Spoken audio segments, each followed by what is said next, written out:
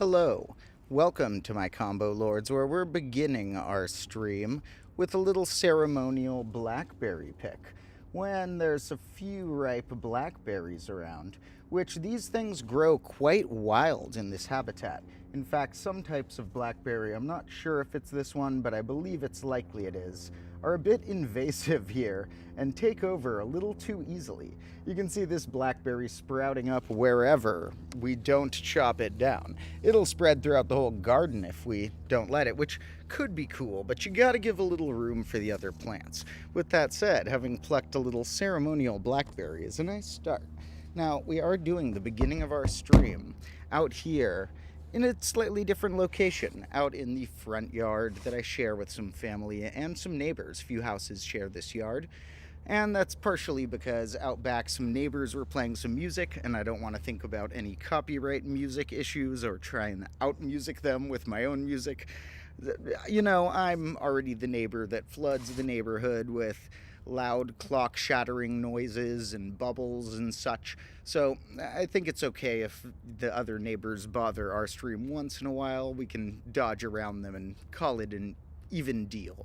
Now let's take this blackberry while I open today's main topic, which, as somebody guessed from the title in the chat, does relate. I mean, I explained it in the description, but the OEIS, the Online Encyclopedia of Integer Sequences. We had a commenter here, Dave, said that he spends an unhealthy amount of time on there. I would say I agree in a joking way that I do the same, but the reason that's a joke is that it's not actually necessarily unhealthy. I think it's a rather good way to train the brain. Of course, maybe you mean you spend 3 hours every day on it. That would probably be unhealthy, but a good amount of time if you're going to be using your somewhat free, casual time. Half digesting knowledge doesn't hurt, you know. You can spend time when you're fully absorbing and learning and note-taking. But at other times, if what you're scrolling through is something like the Online Encyclopedia of Integer Sequences, you're going to get some good learning along the way. Now, this is a great resource invented by this fella named Neil Sloan, and I believe he even made some books first that were book compendiums, encyclopedias, and in fact, we've been praising Wikipedia for being a imperfect but rather beautifully large and beautifully full of details and maze-like links structure. And that is an encyclopedia, is why I like it a lot. It's not because wiki whatever is the part that matters. I don't even know what wiki has as a word root.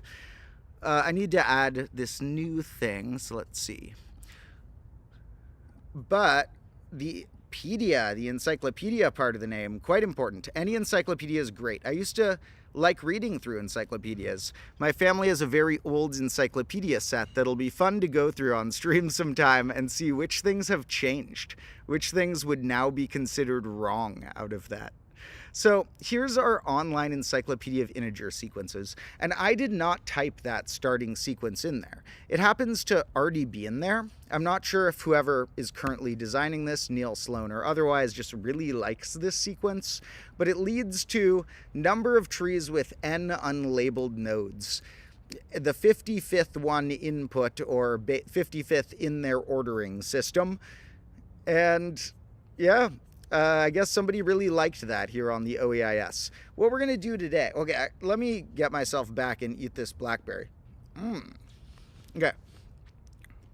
What we're going to do today is look up some sequences that are lesser known. You know, there's a lot of classic integer sequences. Like, some classics would include, I could say, what's going on there? Prime numbers.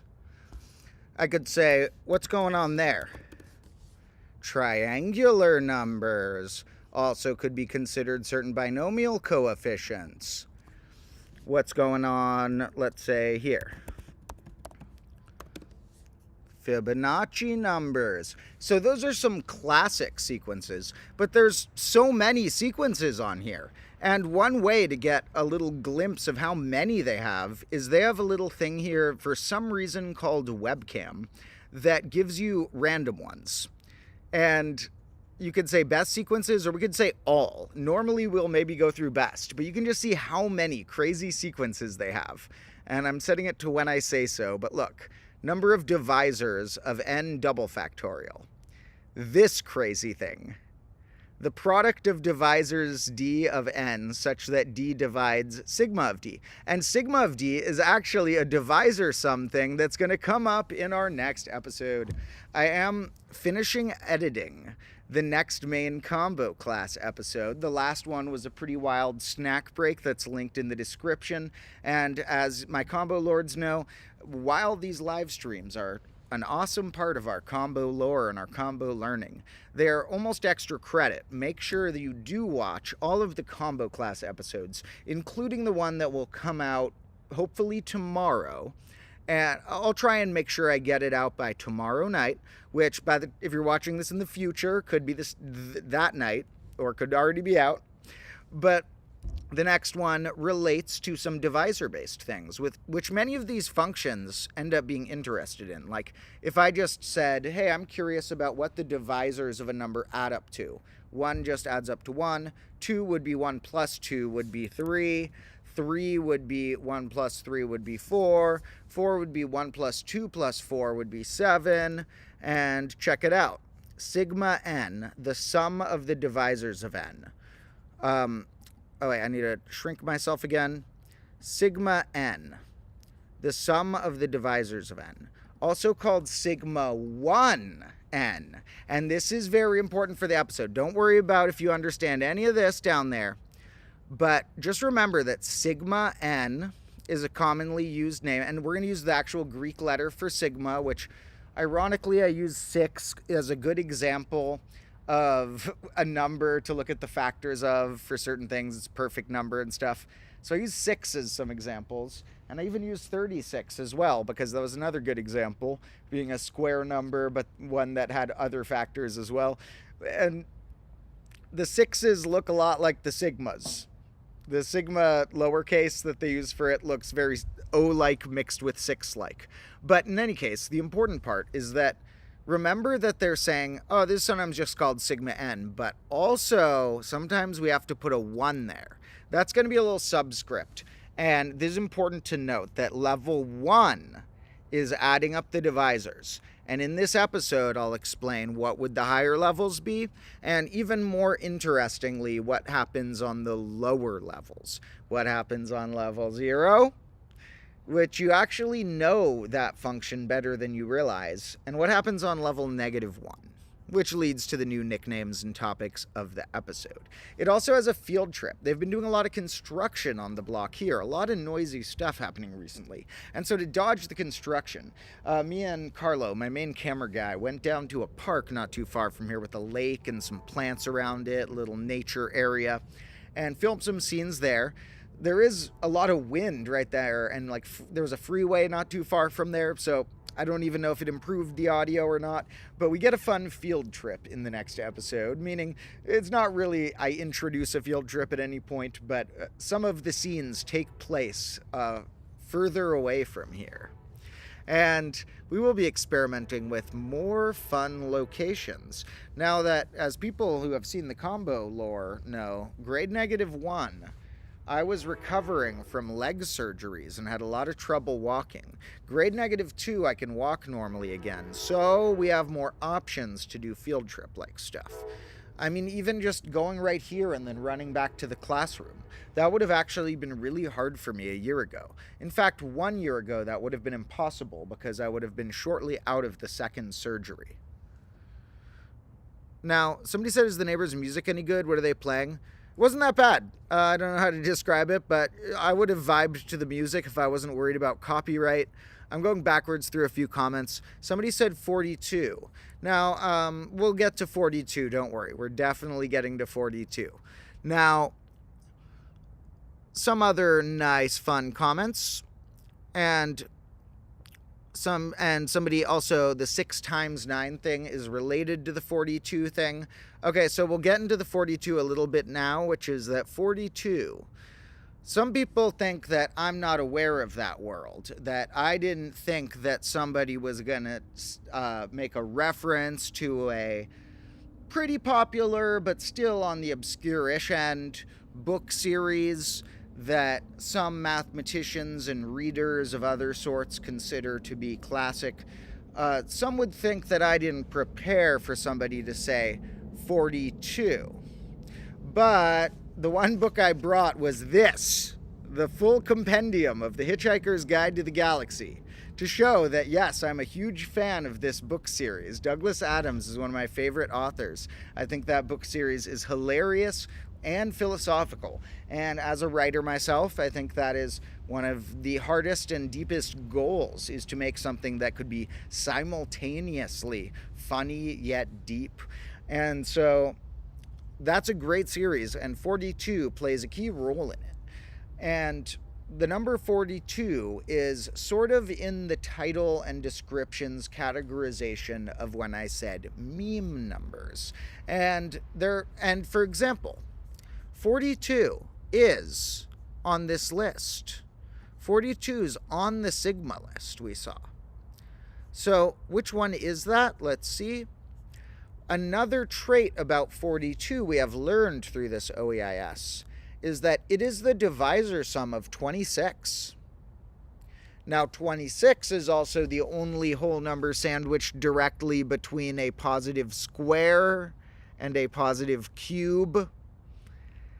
Apart from counting 0 being between -1 and 1, if you count that, 26 is the only one sandwiched between a square and a cube, and the divisor sum of that is 42. So when you go through the OEIS, you can find more and more. Oh, it's also of 20. So yeah, it's the divisor sum of a few things. The divisor sum of 20 as well. We can see that, 20 is 1 plus 2 plus 4 plus 5 plus 10 plus 20 gives us 42. So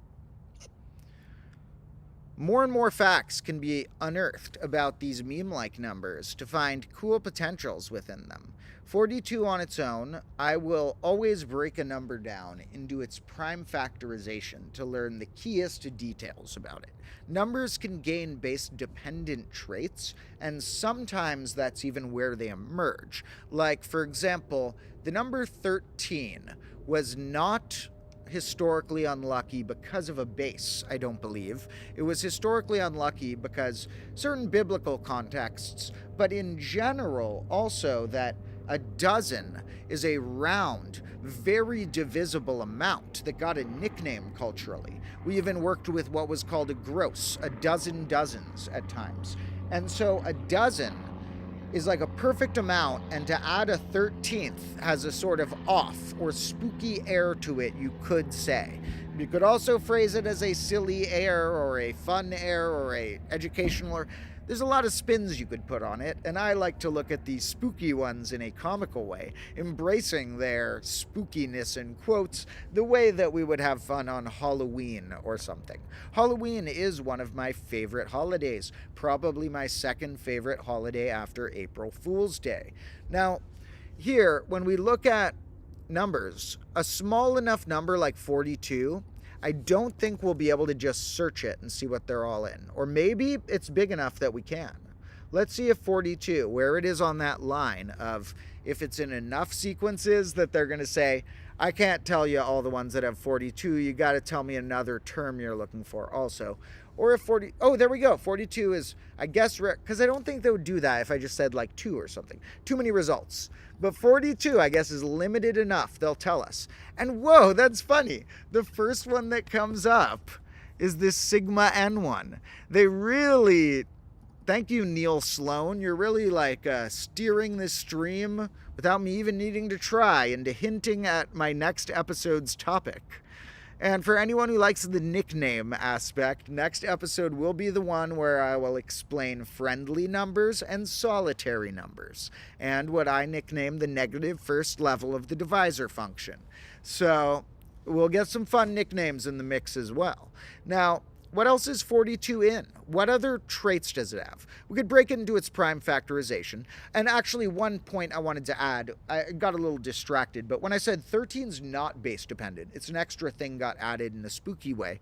I think to contrast with that, the number 666 is a bit base dependent why it looks spooky. The digit 6 was held in a spooky regard compared to 7 for some reason, and 3 of them in a row was considered extra spooky. Well, I'm sorry to all the haters of when we talk about the 3 6s in a row, which has comically come up even on accident in many streams recently. This time, it's not an accident. I'm doing it on purpose. I like the 3 6s in a row. It's a triangular number. It's kind of funny that some people consider it so spooky, and it's a rep digit. So it's a multiple of a rep unit or a multiple of a hyper 11 in our base. You can't make me not like a triangular rep digit just because some people consider it unlucky. And in fact, we'll be able to find other cool traits about it. So when I said leave your favorite multi-digit number, what I kind of meant was 42, I already knew we were going to look for which sequences, not all of them, but find a few new sequences that we may not have known that contain 42 and that can be a descriptor of what 42 is out of its many possible descriptors. And leave another number, apart from, we'll do 13 and 666, and there are other meme numbers that I wouldn't be shocked if people leave in the comments. We will test any of them because they're all numbers. It has to be a whole multi-digit number. As I saw, a single-digit one. Too many sequences.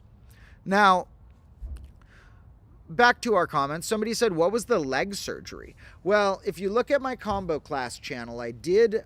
So there's a lot of crazy stories. Just wait till we go back into the lore, because there are layers of lore to grade 0 and all the other past. And some of it I did explain in the longest episode currently on the combo class channel, which was the grade -1 finale a few months ago. And that one, watch that episode on the combo class channel sometime. I recommend to everyone, because that one I put a little heart and soul into. It's a real story about me and how I built grade -1 from the dirt and stuff, and how somehow I'm turning this into a job despite being in a very bad place a few years ago. And I haven't told the whole story of grade 0 and all that, but some of it is told in that documentary of sorts. There will be more documentaries that will come at times. Now, let's see, more cool notes. And somebody said 1 + 1 = 1 in some circumstances, and 1 + 1 = 3 in some circumstances, like having a child. Yeah, it's interesting how we can glitch the system like that. Another funny stream topic we're going to do sometime is... there's this famous, I think, actor who went kind of crazy and published these proofs that 1 + 1 is, or no, 1 × 1 = 2. And we're going to have to look for all the logical fallacies in that proof sometime. I know we already recently did sort of, playful mockery of bad proofs, so we'll wait a few streams for that. But that is one of my upcoming stream ideas, is... I was looking through this guy's proofs that he posted that said 1 × 1 = 2, and whoa, those proofs are hilarious. They are a lot of logical fallacies in those things. Now, let's see. So somebody said 666 in base 10 is 888 in base 9. Is that true? We would have 888 in base 9 would be 8. Here, let me calculate this real quick.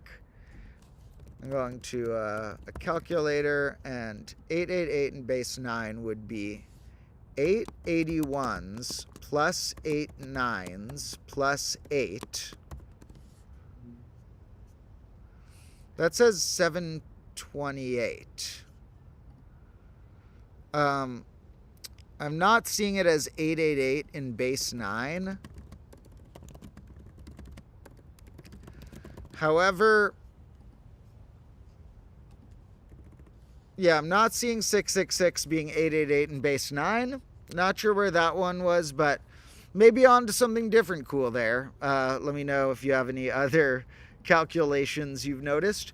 And Somebody said the Star Trek guy. No, I'm not sure. I don't think so, but I don't want to say no because I don't really remember. I don't follow actors and stuff like that. I genuinely am really old-fashioned apart from like YouTube culture. I know too much about random YouTube culture, but apart from that, I'm pretty old-fashioned and I don't know like any Hollywood actors' names or faces or anything. So, yeah, somebody noted it is 820 in base 9, which is a nice number as well. And let's see, looking up some of these on the OEIS, before we jump to our spooky ones, which it's getting dark and almost time to do our 13s and 666s. Let's first see what else 42 is in. So 42 is not just the divisor sum of certain things. And of course, another one I could think of off the top of my head is it's a number that is called a Pronic number, where you multiply two things side by side. 6 times 7 can make 42. When you can multiply two things side by side, called a Pronic number, those numbers are special because they're twice a triangular number. So that tells me instantly that 42 is twice a triangular number. 21 is triangular. It's true. And the Pronic numbers have other cool traits as well. They are sometimes called oblong numbers because they form sort of a almost square rectangle of dots, a 6 by 7 in that case, but they also can form like a double triangle and other cool things. So a Pronic number is, or oblong number, is one thing I'll note that it is. And here they say it's a Catalan number. Those are quite important, and we haven't gone into these yet because I feel like I want to do Pascal's triangle before we go to this, because it sort of has its own triangle. You can put them in a Catalan triangle, and there's a lot of cool triangles in math, but we'll probably start with Pascal's triangle. But these are a very important thing that's like a combinatorics-ish number series that shows up a lot of places. So which one is that? 42 is the 5th Catalan number. Now, what else is it? Okay, they have so many notes about that one. Okay. The totient function counts all the numbers co-prime up to something. So, 42 up here is how many numbers are, well, 43, it's kind of obvious that it has 42 co-prime to it, but it also shows up there. It's how many numbers are co-prime to 7 squared and less than it. So there's another one. And we'll look at one or two more 42s before we move on. The positive integer. Oh, come on. I know that these are the... Oh, come on. Okay, I guess it's important because we want to have notes about them. We want to have people's notes about how they connect to different sequences. I'm surprised it's number 27. There are 26 sequences before the positive integers? Huh. So, square-free numbers. There's another trait. So 42 has a good amount of them. You could even, if you ever had 2 numbers in a row, sometimes find one. If I'm like, is there a sequence that just goes 1, then 2, then 42? Yes. It's the number of n times n Young tableau. I'm not sure what that means. However, I have this book, so maybe I'll learn what it means.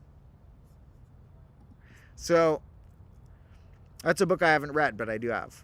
Now, here's another one that goes 1, 2, 42. Number of fully chiral set systems covering n vertices. What about just 1, then 42? Look.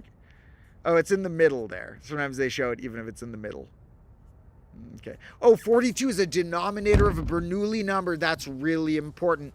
These things are wacky and crazy, and we haven't gotten into these yet. But the Bernoulli numbers are so cool. It's this like mysterious number sequence. Just look at what the numbers do, and you're like, that's a weird sequence, but it actually is really important. So this is the sequence. It goes 1. Then some sources write this as 1/2, some write it as -1/2. Or some write plus or minus. Then 1/6, 0, -1/30, 0, 1/42nd. 0. -1/30th again. Rare that they repeat. 0. 5/66ths. And they're putting them in the simplified form, but some can't be simplified that much and get pretty clunky soon. But this wacky sequence we can use to calculate sums of powers of numbers. It shows up all over cool places. So the Bernoulli numbers are something that will be served up either later in grade -2 or grade -3. Now, back to my OEIS. There's a lot of fun ones for 42. Now, let me check real quick if the noise has died back in our main combo classroom, because it might be time to go back to the main zone and look at some spooky things with a candle or two. Like, how can you think the number 13 is unlucky when... Okay, I was looking for ones that just went 113, which there aren't many of. How about 1, 2, 13? They're all in the middle. Can they just let me do 13? No, too many results. That's funny. 42 is... Okay, so the cutoff must be like if you have 6 digits or more of results or something. Because this one did tell me for 42. 13 didn't. Okay, so for 13, we have to look at, like, it's too small. We have to look at it with a few numbers. Like, what about 1, 3, then 13? Now, these are all in the middle. Oh, whoa. The Fubini numbers. What the heck are those? Oh, sorry. I wasn't showing the screen. The Fubini numbers. 1, 3, 13, 75, 541. Apparently, it's the number of ways n competitors can rank in a competition, allowing for the possibility of ties. And they're also, the ordered bell numbers. I have heard of them under this name. Didn't know they were also called the Fubini numbers. So you always learn some stuff on this OEIS. And 13, how can you consider it unlucky when it's spelled out twice right there in the so-called Fubini numbers? In fact, what does that offset mean? Which one is 13? 13 is the third one. That's extra 3, 13e. Now, I believe that there's even sequences we could find where if I go like these, I guess they're not all going to be in a row. Oh, this is interesting. The number of Fibonacci numbers that end in a 2 smaller than 10 to the n. So the number of Fibonacci numbers up to the like 100th that end in a 2, it has 6. Up to 1,000 that end in a 2 is 66. That's really cool. I didn't know that. This is the number of... It's not just string and sixes. It's number of Fibonacci numbers up to a power of 10 that end in 2. Because you see, the 6 string that some consider unlucky is also going to show up places in base-dependent ways by being very close to 2/3 of 1,000. Now, largest n-digit palindromic Oh, this one's weird. So look at this. This one doesn't only have 6s in it, but it starts with 6, 6, 6, 6, 6, 6, and then it just goes to a different thing. That's crazy. The largest n-digit palindromic triangular number, or 0 if none exist. Yeah, that's because palindromic number could include a rep digit like that, where it's all the same digit. But this, I've read, proven, I haven't proven, but I've read that it's proven that this is the largest triangular rep digit in the base, meaning that we'll never see another in this list that's a string of only 6s. So that's a wacky sequence. Now, if you ever want to save and remember a sequence, you can know them by this number right here, A, and then this 6-digit string. Those are their little codes. And in fact, if you even just put one of these as like a reference in a math paper, you almost don't even need to put the website. A mathematician will know what you're referring to. Still tell them what you're doing, but you know. And these are more about triangular numbers that do it. And it's true. There are many ways we could try and limit a cool triangular number pattern that would have to start with 6, 6, 6, 6, 6, 6, because those like maximize certain things in a certain rep digity way before we break and are not allowed to do that. This one is really close. We got a 66066 right there. Oh, and I guess we should give a shout out to this strange prime number that some people think looks spooky because this number is prime. 1, and then is it how many is there? 1, and then, so this has 13s and 666s in it. It's a 1, then 13 zeros, then 666, then 13 more zeros, and then a 1, and that's prime. So that one's pretty wild. Some people represent it with an upside down pi symbol, apparently. I don't know why, because that is not that related to it. Pi. They should get represented with some spooky, cool face or something that's all demonic or something. Anyway, I shrunk, and now I'm upside down, so that's not good. Where is my tech wizard who can, from my team in the future? All right, future team. Now's a good time to use Domotro's future time machine to send back an assistant. Okay, anyway, before we move back there, because I doubt they're still playing the music, let's see if it's bright enough to see a little dandelion who's hanging out here. Dandelion. He's sniffing the screen right there. Dandelion, come here. Dandy. He's right over there. Okay. Do you see my little dandelion? When we're out here, the cats are too low for the camera to get very well, but they're all over hanging out. And there's a little dandelion, if you can see him. That's a good little boy. I love Dandelion and Sage and Sassafras. They're such good boys. There are more cat meows, or you could call them cameows, in the next episode. Don't worry, we have more cats, more squirrels, more fire, more clocks breaking, and more number theory. So another banger on our combo class checklist. Now, there's no bubbles. There's many combo class tropes that are fun to include, and we can't always hit every single one, but this next episode hits a good amount of notes. Now, let's take a peek back there before we look at some other meme numbers and spooky numbers and sequences. I also said look-alike or imposter sequences is another thing we may delve into. Let me check real quick back there. What I'll do is I'll bring us back there, but I'll mute the audio for a moment.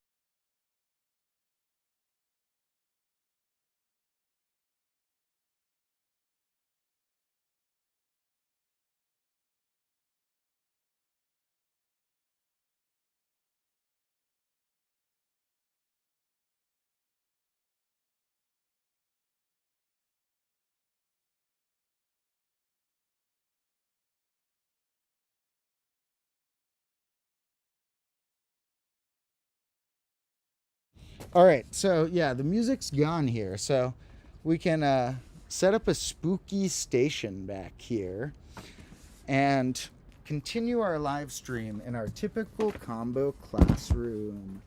Let me get some candles lit around our station. Here are some right here, and I'm also going to get some glowing things that will assist us. Now, until you see all the glowing things, let's see if I turn this brightness all the way up, you can kind of see back there. So maybe there's a nighttime squirrel. Nighttime squirrels, where you at? Who needs an extra walnut?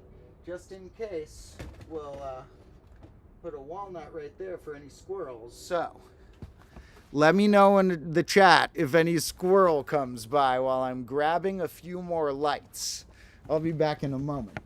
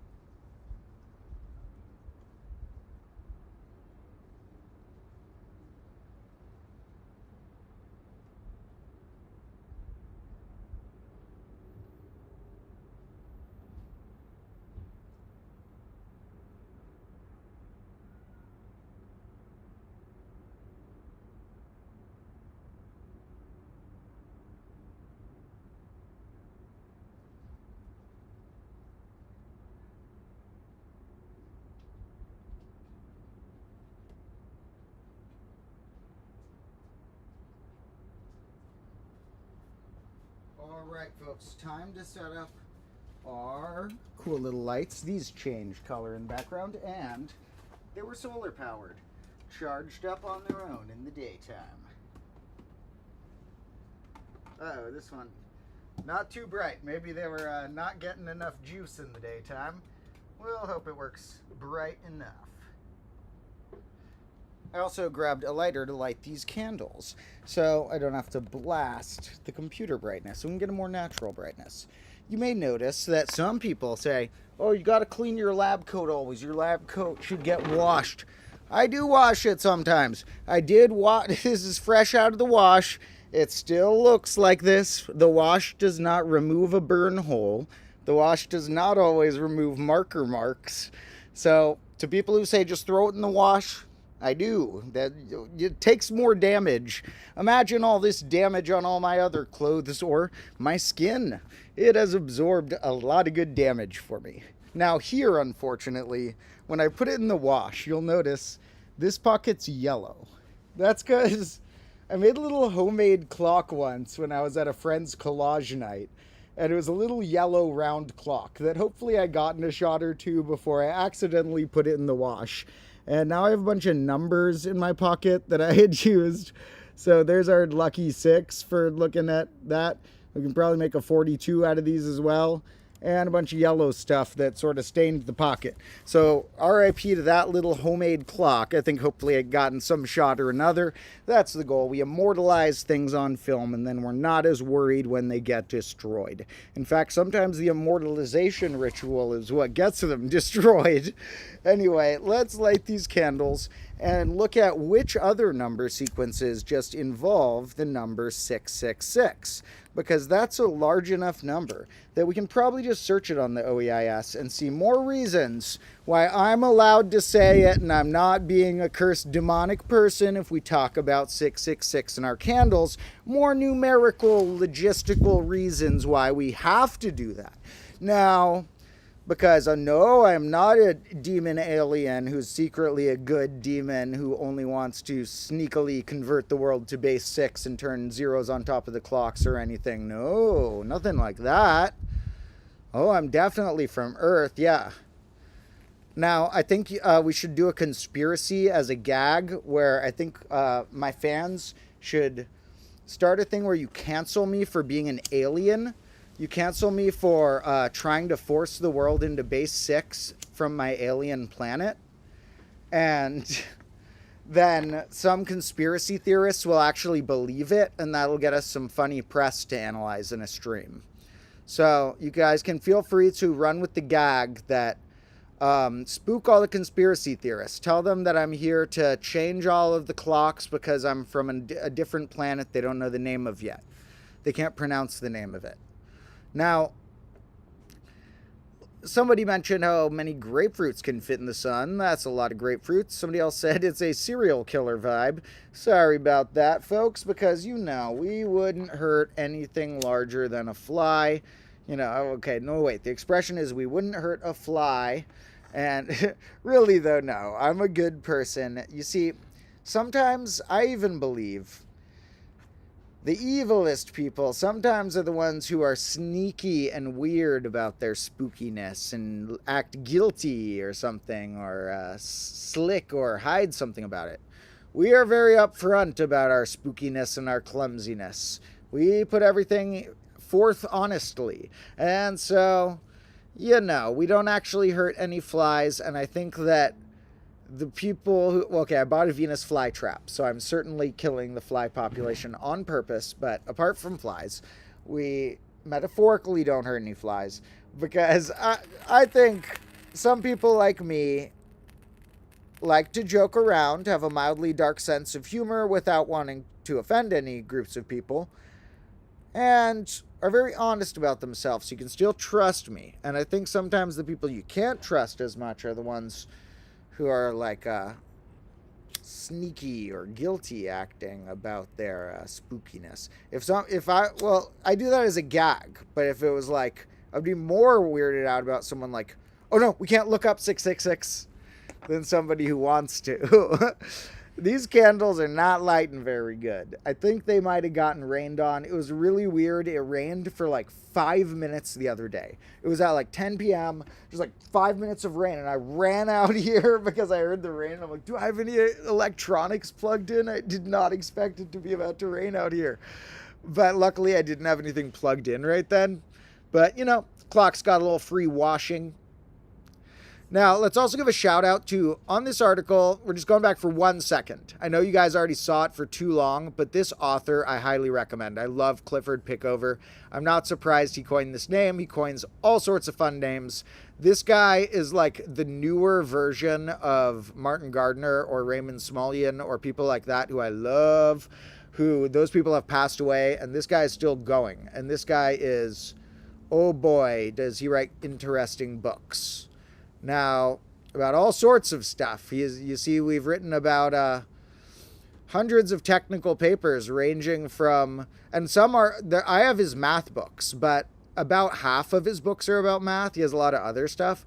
The creative visualizations of fossil seashells, genetic sequences, cardiac and speech sounds, the virtual caverns and lava lamps, to fractal and mathematically based studies, articles in the areas of skepticism, psychology, and technical speculation, and something called an informal survey on the scientific and social impact of a soda can-sized supercomputer. Good article name. And he also studied all these crazy things. Cartoon face representations of data, that sounds cool. Biomorphs. Has written extensively on people who take DMT. It might be more of a grade -3 topic. He also found these things. Look at those things. So, yeah, Clifford Pickover has some cool books. I would recommend some that are fun number theory along the lines of what we do here are Keys to Infinity, Wonders of Numbers. Any of his math ones, I feel like people would enjoy. And hopefully you'd enjoy his other ones too. It's good to think about all sorts of facets of life. Now, somebody's mentioning the Collatz conjecture sequence, and we could try something like that. If you ever, this is one of the most common uses of the OEIS for me, is that I will take the OEIS, the Online Encyclopedia of Integer Sequences, and I'll open it when I have a certain sequence that I'm fiddling around with on my own. Let's make a random example by making one up right now. Let's say I want to do something to each number so that it generates a new number, but I don't want them all to get bigger or smaller in an obvious way. I want to make a sequence that's going to make me wonder, are there loops? What happens? Do some numbers, if I iterate this process, go back to themselves? Do some numbers not? I want a diverse ecosystem of loops or non-loops or such. Now, how can I design such a sequence? Well, you know, if I just say each term gets squared, they're all just going to spiral upward. If I even just try and trick it by saying, like, okay, each term squared but -3, it'll end up falling into relatively easy to analyze patterns. But you could do weird tricks with other traits of numbers. Maybe I say, what if I go for each number to itself, or not, let's see, what if we go to its number of prime factors times its number of total factors? So 1 is going to be weird. I'm going to start with 2 because I'm not sure how they would calculate 1 if they define the sequence a little different. You can start in the middle and still get what you need. So I would say if I was fiddling around with that, say, okay, what does 2 do? It has 1 prime factor and 2 total factors. That generates 2 for that. The next number in the sequence would be 3, would generate, and this one I do think not all numbers get bigger or smaller. It might not be a crazy interesting one, I don't know. But it could have loops or something like that. So I think I've written about this one long ago in notes just for fun. It's simple enough concept. I'm sure many people have thought of that. What if we do this? Enough people may have thought of it that if I think that, I'm like, why don't I search it on the OEIS? And in all my notes of all the weird sequences I've fiddled around with and tried to invent, about half of them are like, okay, I couldn't find any more data about them. And the other half are like, okay, I found them on the OEIS, and now I know that they have been researched to this degree, and that is their name.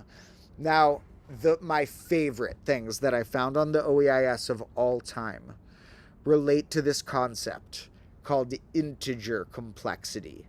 There's somebody who cataloged and wrote things on the OEIS for integer complexity that are not available anywhere else online as far as I can find. It's a very rare, underrated topic. Integer complexity, it sounds like so simple, it could be anything. That could be a whole documentary length episode. When we make the integer complexity episode, which I'm going to try and do this grade sometime. I've had it planned throughout grade -1 too, so I'll try and get it in this grade. It's one of my bigger scale episodes. That could be an hour-long episode. That's like one of them takes up a month to make or something, because I used to dedicate a lot of time to this concept of integer complexity without knowing the name. I would fiddle around with numbers with these patterns, and then when I found the OEIS, I searched some of the patterns I'd been looking at, and I found where the research was currently at, and it's still a very underrated topic. And if I start spoiling it, this will take an hour or two. Just wait until there's a few like masterpiece level episodes that will take me like 2 to 3 weeks to make, that are going to be really cool and big scale and longer. Those are going to include that, as well as one about a strange type of dice called the intransitive dice. Some of my favorite episode topics are ones that I did all this personal research in back in the day. Then I found new levels of where it goes. And over the years, I've had a lot of thoughts and connections. So it's harder to cultivate those into a single episode I know I feel finished about. And so some of my favorite topics that I was gonna do in grade -1 didn't get filmed just because they were so grandiose. And I wasn't sure if I had gone through all my old notes properly to capture all the thoughts I'd ever had about that topic. A lot of the topics I end up doing are stuff that I learned 3 or 4 years ago as opposed to 12 years ago, because the stuff I was thinking about 12 years ago has this like deep seed. Sometimes it comes out in the golden ratio episode. I did some backstory about some thoughts I had been fiddling around with on that, and many episodes tie that in. But there's a few especially big problems I was fiddling around with very intensely like a few years ago, which included integer complexity before I knew the name and after, and this thing called the intransitive dice. So I got to put those episodes together before long. Okay, I'll do the long story short on integer complexity really quick.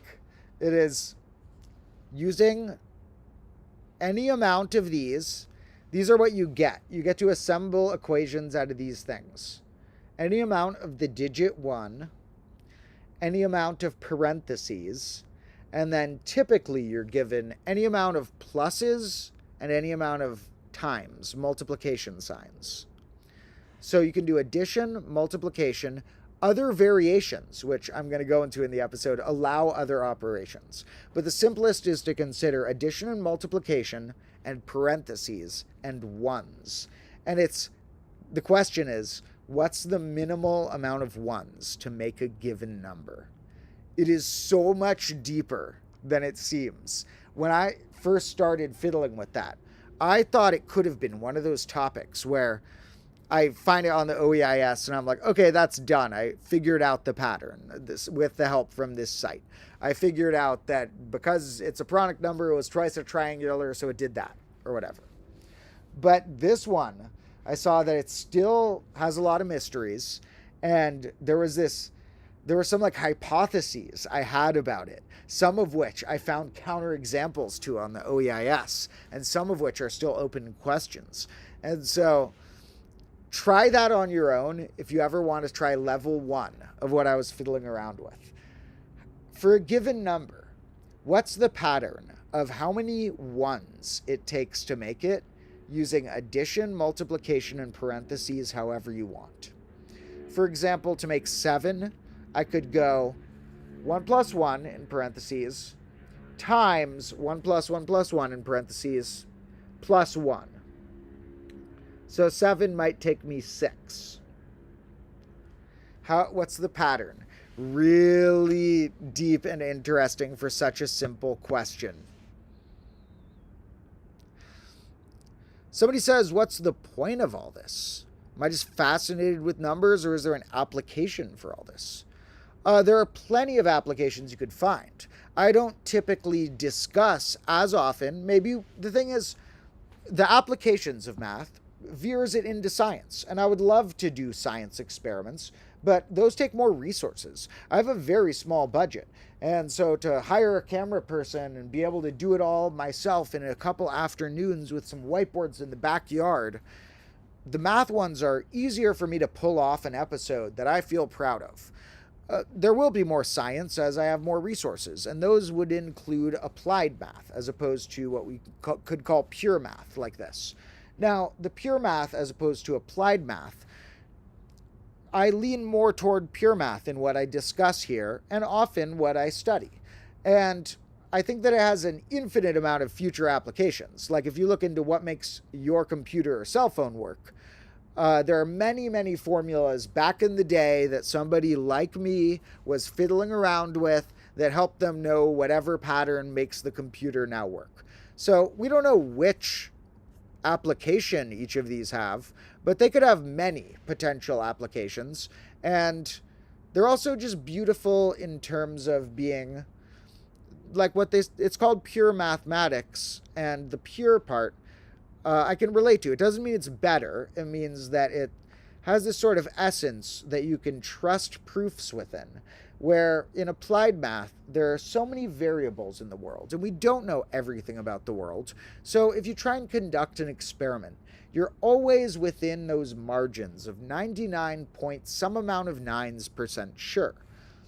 But in math, you can say, I've set up this system of axioms, and these are the things I've proven in that system of axioms. And as a somewhat agnostic, yet spiritual in ways, person, I find things like 2 plus 2 equaling 4 somewhat trustworthy. I don't know which things those will apply to in my life, but they seem like some underlying structure. And there's structure in the dirt and in our sleep cycle and in all sorts of stuff in our life. But it's an underlying structure that I feel like I can trust a little bit.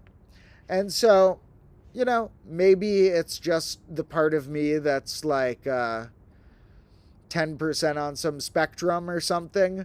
Or maybe it's very useful knowledge. But we don't know which bits of it will end up being very useful knowledge.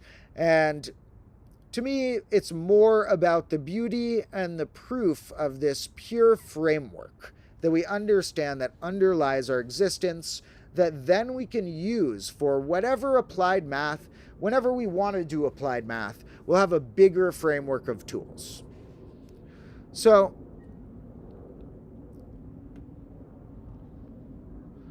and somebody says, math governs the cosmos as well. And it's true that, like math, I'm not as trained to give specific examples of what we know exactly right now about atoms and the universe and stuff.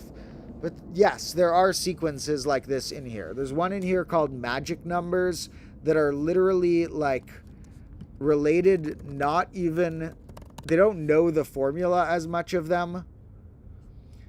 They're about like physically. Nuclei with one of these numbers of either protons or neutrons are more stable against nuclear decay. These are like the most stable configuration amounts of nuclei or something. So some of these lists are like literally more chemistry than they even know the formula for. Most of the ones we've looked at are a pure math formula that could splash its way into all sorts of technology, all sorts of understanding of the world, all sorts of framework of building a society, and so on. It's very useful. So, we'll see in the future. And if you want to get one random example, look up some ways in which the Fibonacci sequence relates to population growth rates. There are some good examples you'll find about, say, a population of rabbits that has a certain breeding pattern per generation, and they will have a Fibonacci number amount of things per generation. Now, so a lot of interesting connections we could make in the future where we see like trying to put this into a physical framework, but when you actually build a framework that is an applied math thing, you're using so many layers of built together tools of math that you trust from the pure math over time that it's hard to say even which one you used. It's not like to develop a phone, they used the triangular number sequence. But stuff like that helps along the way in the framework that lets them know how stuff works. And particularly, I think it's important the ones that when I do an episode every once in a while, a recurring theme is a different base to count in. And I think those episodes are rather important. We've done some wild bases, and there are some more wild bases to come, but the next base-centric episode we do will probably be more pure about, like, why just base 6 and, to a degree, base 12 are superior. So I'll do a more official, edited together little video essay about why base 6/12 are far superior for humans. But then later we'll get back to our weird, wild bases. This next episode is base independent. You could say the traits we're going to be looking at in the next episode, we're writing them in base 10, but none of the facts or nicknames that I say in the episode relate to how the number is written in base 10. All of them could be the same answer in a different base. So, if we see that something has this on the negative first level, it's 2.4. Well, if we were in a different base, it would just be how that base writes 2.4. Because base-independent traits dive deeper than that. And while it's fun to, I like both sides. Because sometimes when I share number theory facts, people at their first glance at one short or whatever think I'm the type of guy who doesn't understand that base 10 is, arbitrary. Because a lot of my shorts are like, well, here's a fun thing numbers do. And some of the time at the end, I'm like, and also that's just because we're in base 10. It would be different if we were in base 6. But that does not help the runtime or the, absorption rate for viewers or whatever you call it, for me to make every short that has a base-dependent trait end in, oh, and by the way, this is just base 10, and I actually do like other bases more too, so I understand I'm not going to put that in every episode. So some people think, but that's just because of base 10. Why would you even talk about it if it's just base 10? But ironically, as somebody who likes more base-independent things and doesn't like base 10, I'm extra interested in looking at those fun patterns that happen under base 10 and seeing which ones would do their own version of that in other bases. Because it's rarely that base 10 does the cool stuff because 2 times 5 is the base. It's more commonly patterns that could translate. Like the way that we can do all sorts of weird mind-reading games to get the number 9. 9 does crazy multiplication and division stuff because it's 1 less than the base. If we were in base 6, 5 would be doing that stuff. So, this is another book I want to get that's too expensive. Books are so expensive sometimes. I buy used books because I like to have paper ones sometimes. So I'll buy used books online and you can get some really cheap. And I'll be like, okay, here's a book for $7. Awesome, I'm going to get that book. And then I'm like, okay, how about this other one that looks cool? And it's like $333. You're like, but 2 editions required, $666. But some of these books are crazy. So I think there should... I know it's not the writers, so don't blame this on the writers. The writers, it wasn't their goal to sell it for this much, I'm sure. But this book is one of the ones that is considered a textbook, and because it's considered a textbook, it's like, okay, we get to sell that for $150 instead of a normal cost. So that's pretty wild. Now, here they're quoting Martin Gardner too. Look at all these great resources. Neil Sloan, who I mentioned, who made the first encyclopedia of integer sequences. That says includes this. So this one was even in the book that he first made. Martin Gardner wrote about this, and yeah, so did these cool guys. Conway, we love. Richard Guy, Erlen Berlekamp. These are great writers. Now, let's look at another type of number. Oh, these are order 6 magic squares they keep talking about. So this is interesting. Here they just say 1 through n squared. But there's a lot of order 6, order 6, order 6. I'm telling you guys, 6 is underrated. Okay, so no more magic numbers. Let's go for some anti-magic numbers. What else was this sequence in? It's triangular. So when anyone gets mad that you're acting cursed, say it's triangular. It's also going to probably have one that says rep digit. Oh, second hexagonal numbers. Different type of hexagonal numbers. We'll get into the first hexagonal numbers first. Some of the squares of the first n primes. Now, I do have a short on this channel that was 6 fun facts about 666. So some of these I may have said in a short like half a year ago. But it's cool they have them on the OEIS too. This is the sum of the squares of the first 7 primes is 666. Check that out. Pretty neat. What else? Rep digits. I knew they'd have that. Numbers k, such that the kth triangular number contains only digits 0, 1, and 2. Wait, what? So the 666th triangular number only contains the digits 0, 1, and 2. I remember seeing it. It looks trippy. So that is a future episode topic where we go into the 666, 666, and then the 666th triangular number has this weird symmetrical like cool thing to it. Not really symmetrical, but like it grows in this trippy pattern. Now, some of positive, okay, this is a modular thing, but we're not going to go into the full details. Just wanted to show how many cool sequences this is part of. Doubly triangular, because it's a triangular of a triangular. It's, I think the 36, wait, which one is it? Which triangular number is 666? In any case, the triangular number it is triangular. So it's doubly triangular. So is good old 6. 66 is not, but 55 is.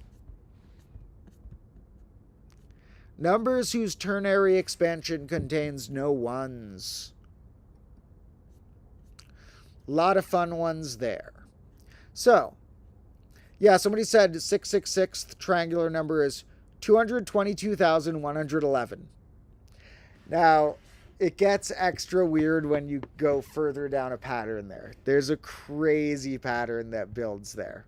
So there's going to be a really fun episode someday that's going to be about rep digits, and we might have to have some spooky scenes for our friend here. Now, that's enough on this spooky number. There are plenty of other interesting numbers and strings of numbers, sequences of numbers that occur in culture. So feel free to leave any other numbers you would like to see here, and we're going to look up some classics to see some of the main classics. Now, let me just look through our comments for a moment. Somebody said, what's my take on people calling me the math Jack Harlow? I don't know. It's not my favorite nickname, but I don't really care. I listen to a lot of hip-hop music, and I don't listen to that much Jack Harlow. He's not bad, but he's not an artist I listen to that much. And I've said before, I make music. I could beat Jack Harlow in a rap battle. I don't mean that as a diss to him. He's like not a bad rapper, but I could beat him in a rap battle. So if somebody ever sets that up, we can officially make that happen. However, I don't know. I happen to look mildly like him, I guess, but a lot of people comment that on the shorts for some reason. I don't know. That guy's really popular, whatever. They'll have some different celebrity. They say each YouTuber looks like a different year. But nothing against the guy. Now, Oh, but speaking of how I look here, I said I washed the coat, but I've realized that the last time I cut my hair, and maybe the last time I shaved, was the grade -1 finale when I cut my own hair. And then a few times since then when I've like cut off a piece of it looking in the camera, or one or two in a mirror. So I realized I never got it fixed. I cut it myself close enough that I was like, all right, it's just only a little off. But once in a while, I'll see like a string of hair that's like way longer than it should be or something. And I realized this whole time in grade -2, we've just been rolling with the haircut that I really sloppily gave myself at the end of grade -1. And it's going to get pretty long and crazy throughout the grades. You know, we got a crazier looking Domotro in the latter portion of grades. But sometimes we'll need to trim it up a bit in the middle. So I'll probably need to shave pretty soon because this thing's getting pretty wacky. So we'll probably shave before long. And then we'll see what we do with the hair.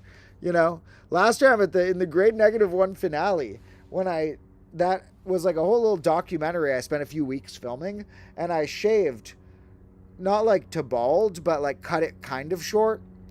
I shaved half of my beard, half my mustache, like down a line, and cut this half of the hair pretty short. And I was like that for about 2 weeks. And I would like show up to parties and stuff, and people are like, whoa! And I'm like, oh, it's just for a week or two. But we'll see what I do this time. I told people last time, you're lucky I didn't go for the eyebrow too. I didn't really eradicate all the hair on this side. We can get even crazier. Some people said we should do the vice versa. I should shave this half of the head first this time and this half of the beard. Half and half that way. But I don't know. I just think it's funny to grow it out a while because I don't really care how I look that much. And then after it grows out, you know, less haircuts, less money, less time. Just let it go for a while. Then when it goes out a while, we can cut it down shorter. And when it's really long and I want to cut it, I figure, why not have a week where you do something really funny? Where you just like shave a random part of it off. Or even a day, an afternoon. You know, if you're ever going to radically shave off a bunch of your hair or beard yourself, and you could do half of it and then the other half, why not do half and be like that for a day? Kind of funny. So, somebody said MF Doom is the greatest rapper. I do love MF Doom. I don't know if I can make a ranking of the greatest rapper, but MF Doom is one of the greatest. Classic albums: Operation Doomsday, Food, Mad Villainy, Vaudeville Villain. Oh, so many good albums there. MF Doom is good because we may even analyze him some point in a mathematical way because he's a great example of multi-syllabic rhyming. Rhyming that you don't just use a single word, but you're using a string of words. And so that's what I like to do when I write verses. I write rap verses. You guys don't know my mixtapes I've released in the past. I've released more than 10 albums. But those are a secret other layer for later. I am going to release new music before long, and I do really like multi-syllabic rhyming. So MF Doom could be an example we'll use in an episode about rhyme schemes. Now, we'll also maybe do another music stream before long. That was fun. I haven't done that in a little while, where we cook up a new beat from scratch because I need some new soundtrack beats. I like when I make them myself, and sometimes I make a soundtrack beat and then I save it in a different form and I turn it into a song that I want to sing and rap over later. And some of those will be coming. So if you guys see music videos pop up on this channel, don't freak out. There's still going to be the other content too, just as much of it. And if you ever, for some reason, are like, oh man, I don't want to see whatever's on this channel, make sure you're tuned into the Combo Class channel. This channel is your very cool extra credit. Your Combo Class channel is your actual full-on, I don't want to call it homework because that'll scare everyone away, but you know what I mean. Now, those are the ones that I think are really important to share with the world. These are the ones that are, I hope some people have time to watch all of. Sometime I'm going to make playlists soon. And I'll make a playlist of all the old streams, but I don't know if anyone's ever going to go through that because since I started streaming less than a year ago on here, we've done just hours and hours and hours, and I've saved them because instead of streaming for like 8 hours every day and having to have some blobs of it that are good and some are bad, maybe if I have more editors someday, we could cut that out into real videos or whatever. I don't have time to edit the stuff down. I try and make my streams something that you could actually watch after the fact. So, we get one every 2 or 3 days. I do have a bunch of shorts that I'm editing and I will put on this channel soon. And I'll explain more about the shorts next stream as they've been coming out. But I filmed some fun ones. Now, lots of more good comments. Now, those are some fun more numbers. I need to run inside and grab some water real quick, and then we're going to analyze a few more on this OEIS. Don't worry to anybody who enjoys my classroom safety precautions in the back of the head. The front of the head got some chaos, but we got some safety precautions back there. The candles are out. Remember, although I look like a chaos lord, because I am, I do have certain precautions, and the biggest one is that when I light a fire out here, somebody must be watching it at all times. The way I tell it to my friends is that you can't leave a fire unattended back here. And there are places on Earth where you could leave a fire unattended because it is like, a giant concrete place with nothing to burn or whatever in a fire pit. But here, too many leaves around and stuff, no fires unattended.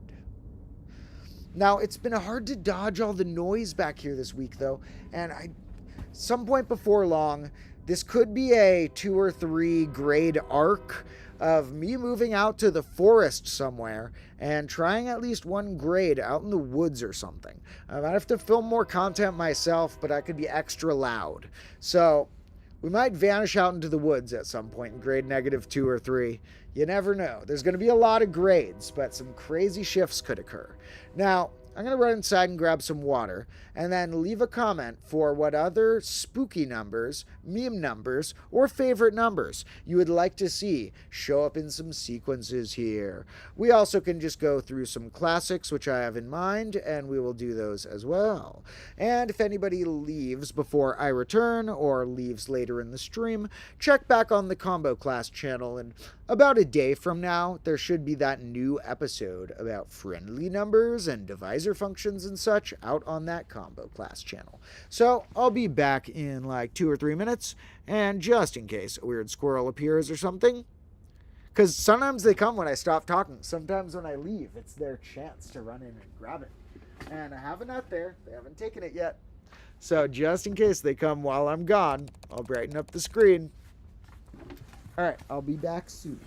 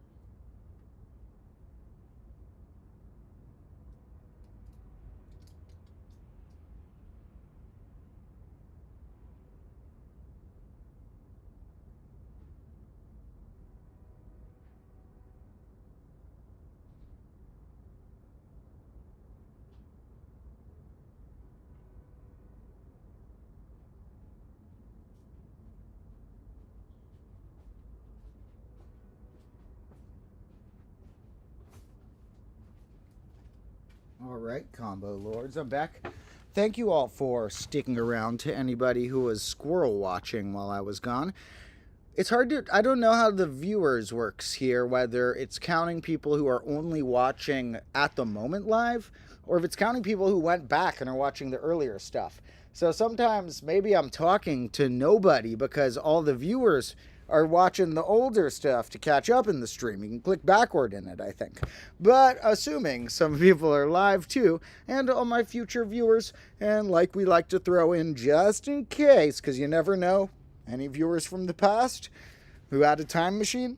Let's jump into a few more numbers. Now, I put in the title spooky numbers, and the two spooky cultural numbers known in the Western society where I'm from are mostly 13 and 666. Other cultures see 4 as unlucky. Other cultures have their own things. But 4 is going to be in too many sequences here. We can't have 4 be our thing. So let's now move on to the other part of the title where I said we're going for sort of meme-like numbers as well. We looked at 42, and we're going to have to look at some of the classic meme numbers because I put it in the title. My audience is a little too mature or a little too unique to just have gone with the classic meme responses that I more so expected people to throw in. But, you know, there's some of those really classic meme numbers that are a little edgy in that we're not going to explain their definition or whatever, but we kind of need to talk about which sequences 69 is in and which sequences 420 is in, because those are sort of classic meme numbers that show up in this culture. And we're not going to, we have viewers of all ages, so if you're younger, don't worry about those terms. They're just a silly cultural gag. If you're older, maybe we'll talk about that in grade -4. But for now, we'll just assume they're these random cultural staples. And perhaps that if you liked one of these numbers, like a cultural meme number like 69 or 420, that perhaps it would be good to have some other sequences you knew it was in, so that if, maybe you were using this number, maybe you had this tattooed somewhere, and they're like, why you got that number tattooed? And you're like, well, the reason that I have 69 tattooed on my butt is actually because it's the only number whose square and cube together contain all the digits from 0 through 9 once. That's not going to be on here. That's a separate fact. So positive integers, but it's going to be in other sequences. Semi-primes. Square free. Now, this one's not in as many sequences, it seems, unless they're just putting the simple ones first. Because sometimes they were putting more rare occurrences of them, and this is not having as many rare occurrences. If we ever do a tier list of meme numbers, I don't know if 69's going to win. It's not showing up on that many cool sequences, despite having a few fun facts about it. Yeah, I am not seeing many sequences, at least in the way this is sorting them, where 69 has a crucial, distinct role in a simple enough sequence to, say, justify. Now, of course, it's more the visual look of it. The 6 and the 9 looking like reverse versions of each other is really why that emerged, in a way. And so, it really came about in a past base dependent way. 666 is base dependent because they didn't like the digits, so they strung a few together and didn't like it even more. But this is so base dependent, it's like what the numbers look like in the base. Now, when we switch to base 6 someday, the digits 6, 7, 8, and 9 are not going to exist. Those are not going to be digit symbols. 6 is going to be 1, 0, 7 is going to be 1, 1, and etc. And that's going to be fine. 7 looks way too much like a 1 or an L or something. 6 looks like a 9, or this sigma symbol that I'm going to have to use in the next episode. And 8 looks like a sideways infinity. It's like, come on, we'll kick the lookalikes out. And then, in our base 6 society, we'll have all the easier to see digits, 1, 2, 3, 4, 5. Everyone knows how to draw those, and they all look different. It's not, oh, I draw a line under the 6 to show you it's not an upside down 9. Like sometimes, okay, so I spray painted 9 on the side of the house once, with permission, to for like the first combo class episode apart from the intro, the first like math combo class episode, I spray paint 9 somewhere on it. But now whenever somebody sees it or is gonna see it, what I say is, yeah, I spray painted an upside down 6. Because I've grown to like 6 more than 9. 9 does all that stuff because it's base dependent, happens to be 1 less than 10. But really, that's a base dependent trait. I would rather have my spray painted thing represent an upside down 6. So that's what we're going with now. I have spray painted what originally was a 9, but is now an upside down 6. What if you want something to be a 6? Could you just turn it from a 9 to a 6? Because it depends how you look, which direction. If you're just like, yes, I want this to be an upside down 6. It's not a 9 anymore.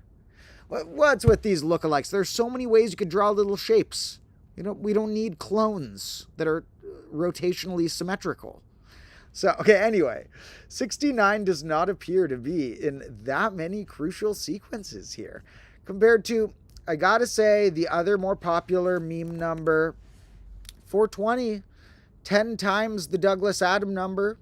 We're not going to talk about what that represents for the kids here, but it's not only Pronic. Again, hey, 6 times 7 was 42.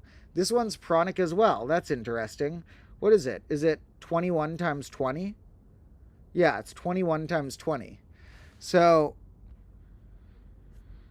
that makes it also twice a triangular. 210's triangular. It's also twice a primorial, I believe. Is 210 primorial, I think? Yeah.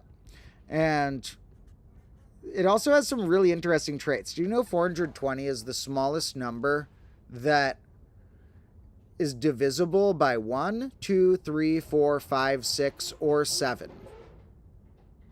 Smallest number that's divisible by any of the ones through 7. So that is a pretty notable fact. That already puts it, if we ever make a tier list of meme numbers, higher tier mathematically than 69. Arguably, maybe even a higher tier than 42, but 42 would be a pretty high tier on all its mathematical stuff. That was on a lot of cool series. Now, also, I mean, 42 is the answer of the meaning of life, so since it's the answer of the meaning of life, we would have to give it S tier. So 420 is also kind of hiding on a lot of these sequences. You can't see exact, but average of twin prime pairs. That's another interesting fact about it right there. Now, someone else noted a highly divisible, but not the best in its vicinity, beaten by 360. It's true. Another trait about it is it's almost highly composite. If your highly composite list allowed for ties, 420, I'm pretty sure would be on there, because the highly composite numbers are numbers that have more factors than any smaller number. And let's say we allowed ties, like you have to have not less than factors than any smaller number. Well, then after 360 was a highly composite, 420 should be on the list as well. So what are they going to call that? Let's see what they call that by searching. This is what this thing is so good for. 360, then 420. Highly abundant numbers. So this might not be the definition we're looking for, but this is a sequence where they're in a row. Highly abundant has a slightly different definition. Divisor sum, bigger, but largely composite. This is it. So yes. So Ramanujan, the classic mathematician, sometimes pronounced Ramanujan or different ways. I think the more official original way would be closer to a Ramanujan. So we'll say Ramanujan.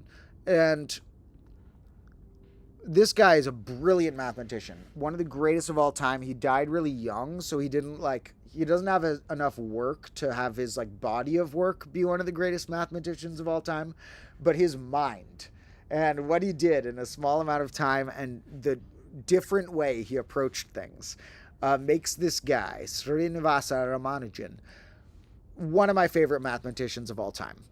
He was very combo class-like. He did not believe you needed a degree. He studied all this stuff himself. He invented his own proofs. He figured out all the stuff himself practically. He had a few textbooks that he used like Bibles. He well, not really like Bibles, because he also believed in strange goddesses that he thought were in his dreams telling him formulas. So who knows what's up with that part. But this guy was genius. Now, he studied highly composites, which are the ones that beat it. And I actually really like this term. We got a new term, combo classmates. So largely composite. Great term for including ties on the highly composite list. We need to have that its amount of divisors is greater or equal for anything smaller than it. So now, for example, the highly composites would originally have 1, 2, and not 3, because 3 ties 2. It would go 1, 2, 4, 6. I don't think 8 and 10 would be on there. I think it would jump to 12.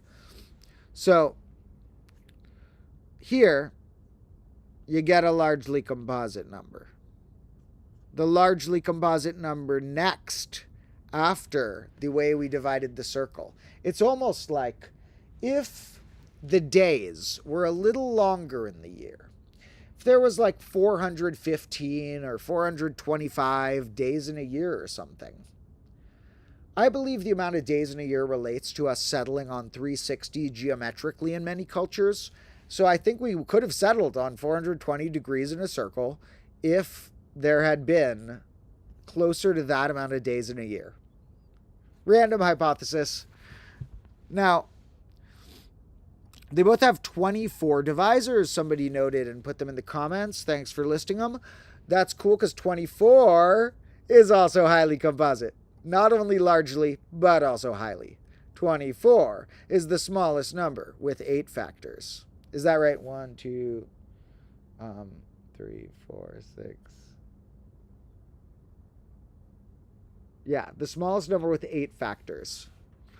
So, I like largely composites. It allows a few more fellas on our list. Our highly composites are a little more important, possibly, but the largely composites give us a good, shared extra realm. So, what else does this happen to appear on? Numbers that are products of distinct primorials. Oh, this was we searched them in a row. Let's go back to searching just... Okay. I don't know if it's going to work, but this might destroy everything if this is in a sequence. Oh my god, these are in a row. The lengths of the primitive periods of the partial sums of the periodic unsigned Schick sequences with initial value 1 for n equals 2 times n plus 1. For n greater or equal than 1. Taken modulo 2 times n.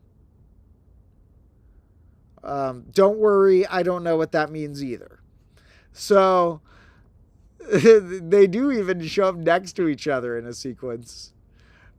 What about if we do some of the other classics? What about, do these show up next to each other in a sequence? Yep. Okay, this one's even vaguer what the heck they're talking about there. But look at all these sequences where these meme numbers are in a row. And by all these sequences, I mean apparently there are 3. But the online encyclopedia of integer sequences is so cool. If I was investigating something and I'm like, okay, these are what I calculated for the terms. 1, 2, 4, 8. It's almost a powers of 2, but then something weird happened. It's 36 instead of 32. Uh-oh, it's not powers of 2. What is it? Maybe it's the number of different resistances that can be obtained by combining n 1 ohm resistors.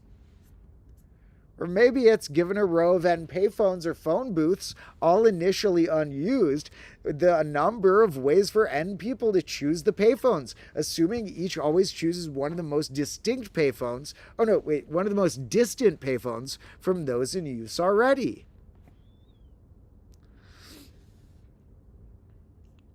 Now, somebody's mentioning Earth Day was 19 hours.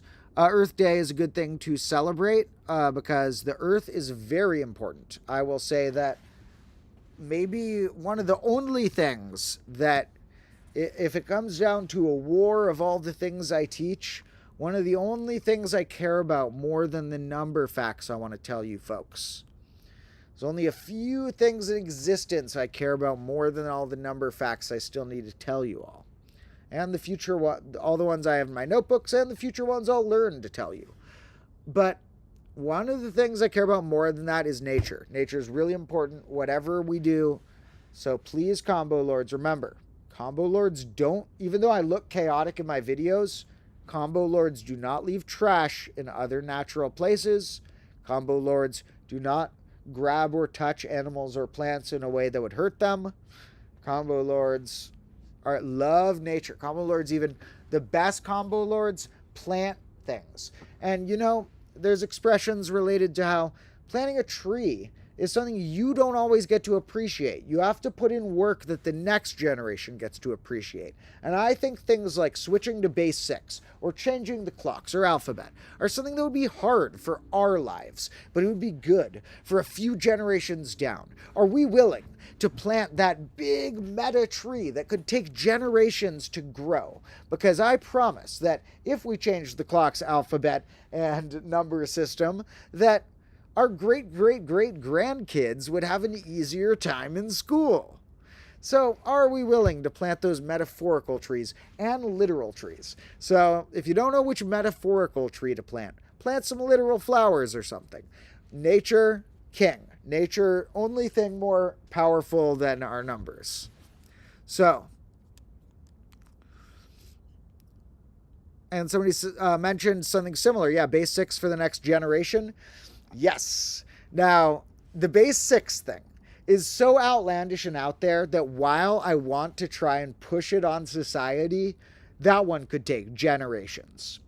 The ones that we're actually going to try and implement over the next decade are going to be getting some clocks to have zeros on top, getting people to reconsider certain letters in the English alphabet that might need to be kicked out, and getting people to...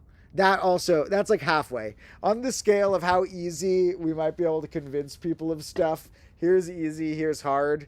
You have like zeros on clocks, change how clocks fully work, which we still have an episode I'm planning about. Change the alphabet. I don't know if that's before or after change calendars. And then change the number system. So those will take more generations the further on that side of the stick, but we are going to make some crazy stuff happen. And I've figured out, sometimes you got to be proud planting a little seed and then seeing what sorts of trees you can grow from that.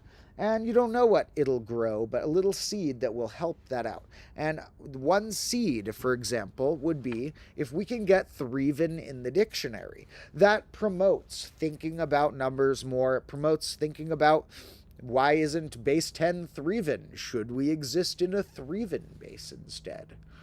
And, promotes good thinking. So that's one of the first seeds. And I know I promised about couple months ago, half a year ago, that when the time's right, I'm going to make a petition, and I will make a full-on, let's try and get threeven into some official dictionaries petition.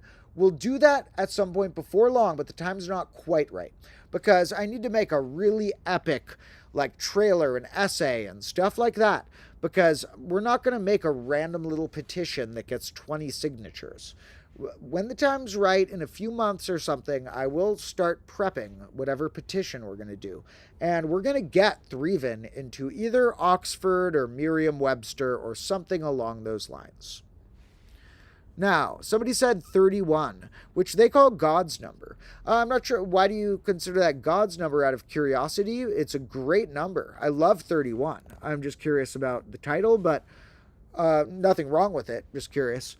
But 31's great. It's one less than a multiple of 2. And numbers like that are not even just multiple. That would just mean it's odd. 1 less than a multiple of 2. 1 less than a power of 2. And numbers like that are prime, like 31, are called Mersenne primes. And this is in the family that contains the largest primes known to humanity. And like I said in a recent stream, don't forget that a key trait about Mersenne primes is that if you were in binary, a power of 2 is 1, 0, 0, 0, 0, 0, 0. 1 less than that is this place gone, but all the zeros are 1s. A hyper 11, only 1s. And it's true. 31 written in binary is only ones and is prime. So is the largest prime known to humanity. Only ones. 31 additionally is one of my favorite underrated conjectures in math. Let me just pull it up real quick. I have no idea how to pronounce this. The Ermatinger conjecture or something. I knew how it was spelled but not pronounced.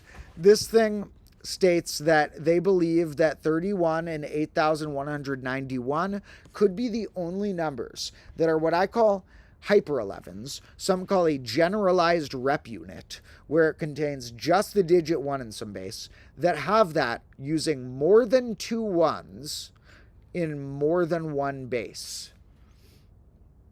So look, 31 not only is 5 ones in binary, also is 111 in base 5, because that's a 5 squared plus 5 plus 1 gives you that. So 8,191 is sort of 31's friend. In fact, let's see if they happen to have that. Yeah, numbers that are rep units in 4 or more bases. Now, this is funny. Sometimes you can be like, we're not counting the trivial cases, and we're looking for ones that are rep units in 2 or more bases. But this is saying that 4 or more without the trivial stuff, which I like this definition, because this is saying every number is going to be 1, 1 in some base. I mean, every number bigger than 1 that's a whole number can be 1, 1 in some base. And 4 or more base. Where's the 4th base that this is? I'm not sure what other one they mean for. Maybe it would be 3 or more? I don't know. However they phrase it, they do have this here. And they quote right here, the Ermatinger conjecture. And these are both Mersenne numbers. Now, 31 is cool. Somebody wanted to see that, but it has too many results. So one we can see that's fun is the one, if you meant this, like after this leading to 31, this is fun because many people know this, and I did a short about it, and I think there's other math videos about it too, that are about this little circle problem where you divide up a circle and it looks like your answers are powers of 2 until one of the answers is 31. The cool thing, though, is that although that's the most popular interpretation of this string of numbers, of, oh, you went 1, 2, 4, 8, 16, and then it went a little lower than you expected to 31, you must be talking about the circle dividing problem. Not true. That's not even the first one listed here. They have that here somewhere. Circle, yeah, this is the circle division problem. It also redefines it as also number of regions in 4 space, it looks like 4D stuff, formed by n-1 hyperplanes. And before that, we see a number of other sequences. The Fibonacci numbers, like Fibonacci, but you add a bunch before it. The number of compositions of n into positive parts that avoid a fixed pattern of 3 letters. So a lot of sequences can do a lookalike or an imposter. And this is what I meant by the lookalike imposter part of the title and description is like, we looked like we were doing powers of 2, but we veered a different direction. We did something else. What happened? Now, a lot of these can be quite interesting. And I even like to look, how many different lookalikes can this string have in this database? We could invent an equation for any, but these are noting ones that have some relevance. So here we can see if it went to 33 instead. Here we can see what if it went to 34 instead. The number of chiral and omino is in n-1 space, 1 cell labeled. And here we have 35. There's all sorts of different sequences we could do where it can veer off in different directions. It's also fun to test how far can we go. Can we make it go to veer off 1 at that point? Yep. What about veer off upward at that point? Yep. What about go a little further? Instead of that, let's veer downward a little. Yep. Some of these are a little cheating because they're like using the number 8, so it like strings it along something 8 times. that gets to a cheating-ish part when they're going like through 6 or through 8 or something. Then it's sort of like, yeah, it's going to glitch after that many times, maybe. But up to a certain point, some of these are actually quite natural. Things that actually occur in different places. One of the most beautiful things about the OEIS is seeing something with its main definition and its string of numbers, and often they have a list of more of them down here, or table, but also seeing other descriptions of like, this could also be describing this, which are sometimes down in the description as well. It's also this, apparently, these other things. So, lots of fun stuff going there. Somebody said somebody remembers rabbis being big on 31 as a certain sign. Not sure about that culture. Now, funny enough, I did have a bar mitzvah and everything. I am more than half Jewish by blood. I don't follow many of the Jewish traditions, and I don't really believe many of the particularly religious parts of it, but I've spent some time like learning Jewish stuff for a bar mitzvah back in the day. It's not something I currently spend much time on. We'll leave it at that for now. I don't have anything against people who have any religion, but you know, I am a little more on the agnostic end myself of liking hypotheses and not really needing to stick to a singular ritual or belief as much, but people have their own beliefs, and that's okay. You know, as long as your belief is nice to other people and is helping you think and grow, then cool, I'm cool with it. Anyway, thank you all for joining me here in the comments. Those were some of the main numbers that I wanted to check out today. I might wrap up our stream before long, now that it's getting on the later end, but we could look at a few more in a minute, or let me think. Yeah, I think I might wrap up the stream so that I can get back to finishing my edit on the cool episode that's going to come out some point tomorrow on the Combo Class channel. If you're watching this after the fact, the tomorrow might be today, so it may be in the description linked if we're at that point. And like I said, that one will be cool number theory, but also have some fun field trip-like locations. And yep, we got cats. Yep, we got squirrels. Yep, we got fire. Yep, we got the clocks. So it's all there. We'll have another Combo Class episode coming in a day or two. That'll be fun. And I do have all these new shorts and stuff.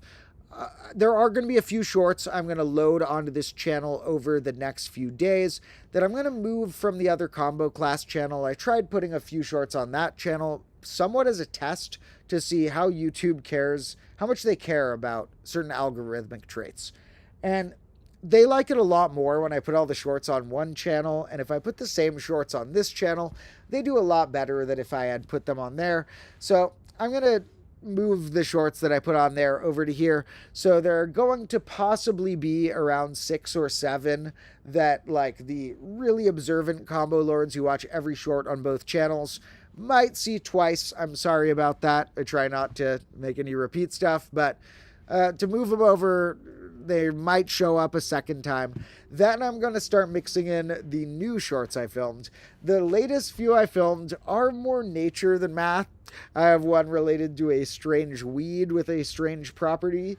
I have one related to my strange potatoes that grew something new. And I have one related to a skunk that visited the classroom. And there's a couple math ones as well.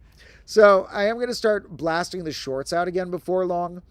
And I am going to get, I have something almost done for my Patreon people, which will be coming out this week as well. So a lot of more fun stuff will be coming. Probably be back live in just a day or two, but probably not tomorrow, because tomorrow will be that new episode. In any case, thank you all for joining me on our strange combo journey with our clocks and no cats right now or squirrels right now, but sometimes we get our interesting visitors. Thank you all for joining me in our strange journey.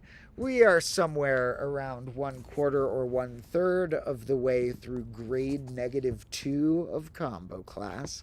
And this is our extra credit. You're getting your main session sometime tomorrow on that Combo Class channel. But as far as my extra credit visitors, Love you all so much for taking the time to chill with me and learn some fun facts. We will sometimes mix in that resource, the OEIS, into some of our other streams. You know, I mentioned a while ago they have a feature called this webcam thing that filters you through many different ones. So on another stream before long, what we'll do is sort of look at best sequences, reload when I say so. And now we can see what they have considered their best sequences. I guess you can't see all of them there, but these are like an example. So this is a great resource. It's going to be one of our fun tools that we use, sort of like some streams. We have a bunch of Wikipedia. Some streams we have a bunch of Desmos graphs. Some streams we do a random thing like a tier lists or something. Sometimes we will bust open our OEIS. I also recommend it for any time you're fiddling around with a problem and you don't know if it lines up with a particular sequence or not. Well, look at what each thing generates and search those things in a row. Like if I was way like a caveman or something and I was like, okay, 1 times 1 is 1. 2 times 2 gives me 4. 3 times 3 gives me 9. Those are 3 answers to my thing in a row. It doesn't even matter if I included 1. I could have said 2 squared, 3 squared, 4 squared. As long as I get a few in a row, it'll lead you to the right sequence, as well as many other ways to interpret it. I guess I had that covered up right here, but here I was saying, like, if I was a caveman and I searched the square numbers, I would get that. So if you're ever fiddling around with the problem and you don't know if it lines up with the sequence, try some things in the OEIS. Sometimes leads to some cool things. When you're making up your own problem, it can be a mix of disappointing and exciting when you see that it already has a name and is already discovered on the OEIS. But often when you're investigating something, it's such a rabbit hole of connected things that one of the things I'll be investigating will be on the OEIS, and it'll make me just wonder about the whole tangle I was investigating and give me more clues, give me more knowledge about what names have been given to it, what other interpretations we could give for it and such. So, I love you all so much. Thank you for joining me. I'm going to wrap this up right now, and I'll catch you again in an episode tomorrow and in another stream probably the day after that, and in those shorts that might have a couple repeats when I move them over, and some other fun shorts as well. You could also catch me in the Discord. I really have been a little vacant from there, but I'm going to spend a little more time as we go forward, and I adapt over the course of this month and next month to spending a little more time chatting with my Discord people. A lot of fun conversations there. There's also, for people who are extra helpful or cool, not really based on coolness, I guess, people who are extra helpful and happen to have a little extra budget, there's a Patreon. And there's also a thing called memberships on here, but I didn't add anything for that yet. I put that to help go with the YouTube program. But I'll add to that later. In any case, so no need to do that if you don't want. Whether or not anyone can support on those places, I love having you around watching my stuff. The goal of all these streams is partially to have fun. And they make me like almost no money. I'm going to make like $1 from this stream or something, literally, like maybe $2, $3. But what they do is they're fun, and they provide a long batch of combo lore for any future viewers who need to go through our live tab. We got a bajillion streams for when you're ever bored late at night and you need something sort of podcast-like, but a little more visual and chaotic, a little more learning going on. We got a bajillion streams on that live tab. So, in any case, a lot of fun stuff coming that I'm not going to spoil, apart from the fact that tomorrow has an episode on the main combo class channel. Love you all. And now I always extend goodbyes for too long.